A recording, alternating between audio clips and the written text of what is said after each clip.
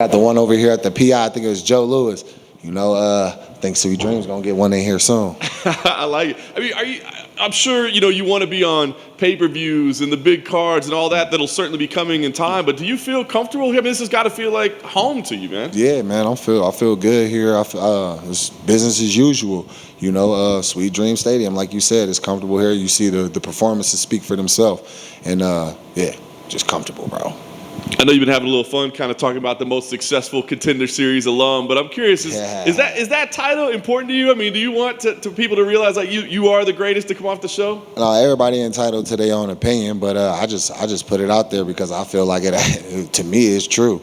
I don't think anybody that's coming off the Contender Series has beat the level of competition repeatedly that I have, done it in the fashion that I have, and or have the trajectory that I have. So, yeah. Back-to-back main events. I mean, that means something in the UFC for sure. I guess talk about the feel. I mean, is it any different? I don't know anybody else off Contender Series who got those. That's what I'm saying.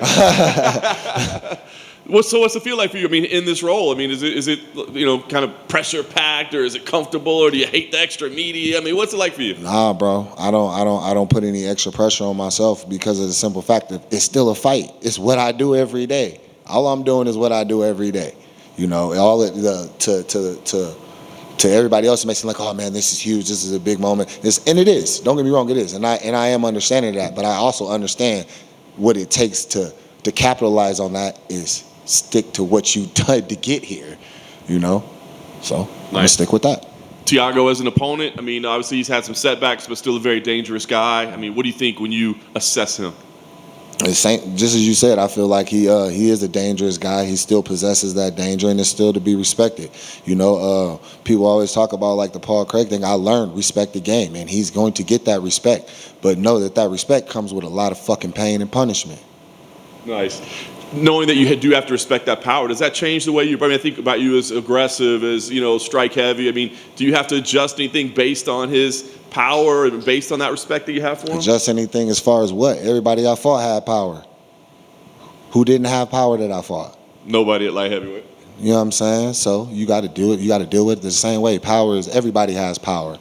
It's part of what you deal with dealing with fighting. I don't overthink things. I understand the basics of fighting and know what fighting is, and I take it as that. Nothing else, nothing more, nothing less. Yeah.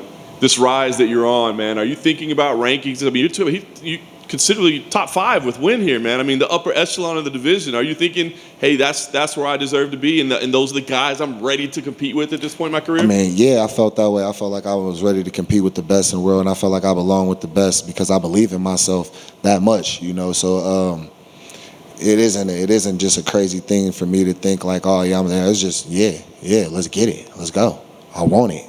I'm hungry for it. I'm not shying away from it. I'm not shy about it. I'm here. I'm here. Stand full forward, standing up, all of that. So after this fight, because I feel like we've been following your rise and say, hey man, pay attention to this kid. It looks like he's gonna be somebody. It looks like he's gonna be somebody. After this, is this when we start saying, no, he's a contender. We need to be talking about where he fits into that title picture now. That's up to y'all. That's up to everybody else to build up their narratives. As you know, people gonna build up whatever narrative they want. I'm just gonna keep doing it. Just know, what you just gonna know what to expect. That's all I can do is just keep giving you what you should expect from me. Last thing for me, I know you say kind of don't overthink it or whatever. Your last 2 performances have been pretty incredible. I mean, do you feel like this is another one that you can go in there and dominate and get out quickly, or because of his experience, because of who he's been in there with, are you feeling like this might be one where you gotta go deep? I don't think about getting in there and getting in there and getting them done quickly, period. Whenever Johnny Walker dropped, I was still ready to go rounds. Whenever Jimmy Crute dropped, I was still ready to go rounds. I'm ready to go. I'm trained to go to step. I'm trained to go when it's time to step. Outside of yourself, give us the top 3 Contender Series alums. Outside of myself, the top 3 Contender Series alums I say would be Sean O'Malley, Kevin Holland, and Alex Perez. In that order? Not so much in that order, no. But yeah, just like that, I don't know if you've seen him. Deontay Wilder's here today. Would it be cool to have him watch your fight on Saturday? Yeah. I did see Deontay. I actually talked to him, and I asked him if he was gonna come out Saturday. He told me he was gonna check. He was gonna see, and he might pop out if he can. Hopefully he does though. That'd be cool. That'd be cool.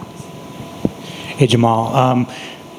People say that Thiago Santos isn't the same Thiago Santos from when he fought John Jones. Do you see it that way, or do you think it's just the same guy? He's just been having off performances. I don't give a fuck. For the simple fact of, I'm not gonna sit here and be like, oh, what do you think? I'm in the gym training like, oh, he's not who he used to be, so I don't have to work. No, I trained for him to be the best fighter in the world. I trained. That goes with that respect for the game, you know. And yeah, I've heard people say, oh, he's not the Thiago he used to be, the old Thiago. Bro, even if he was still the Thiago Santos that stepped in front of John Jones, I'll still whoop his ass. Period. It's not gonna change what's gonna happen at all. It was your 3-year anniversary of your Contender Series fight just 2 weeks ago. How important was that fight, and I guess kind of just reflect on that fight? It was everything, you know. I'm not here talking to you guys. I'm not having these moments. I'm not getting these opportunities without the Contender Series. You know, I remember it. I remember what it felt like going through and everything. And now just looking back on it is crazy. You know, it kind of puts like a, you know, it's a heartfelt feeling because it's just like, wow, you know, I showed up. You know, I showed up and I showed out, and I've been continuously following my word of what I said I was going to do. You know, all those things like, bro, I used to sit and think, watch UFC, bro, and like mist up in the eyes, like tear, bro, chest pounding, be 2, 3 o'clock in the morning, you know, just I'll probably wake up just walking, bro, just pacing, bro, just in my head, bro, just I can't explain it. You know what I mean? Like I truly can't explain it. And for it to come full circle like this, it didn't stop here. It only started here, and it's going. It's going. A couple years ago, you told me that you didn't feel like the UFC were promoting you correctly, and now you're headlining your 2 last fights, man. What do you think changed? Like, do you think they saw like this guy got it? I did what I said I was gonna, bro. That's all of that. Well, the way I'm promoted, all of that shit. I don't care. You know what I mean? It's well, I do. I'm not gonna say that I don't. I ain't gonna say. I'm not gonna step out and say that I don't. I do. But I don't control that. I focus on the things that I control. I feel like that's what I didn't give them no choice but to see anything else. They ain't had no choice but to start putting me in these spots. I'm not gonna give them a choice, you know, because this the beautiful thing about this sport. In basketball, you can have a off series, something you get knocked off by a team. You never really get to have to meet this team or meet that. You ain't got no choice but to run into me, bro. You ain't got no choice but to run into me, because I ain't going nowhere. And finally, for me, a couple months ago, there was a viral video of you and your manager pulling off a prank. Can you kind of talk about that?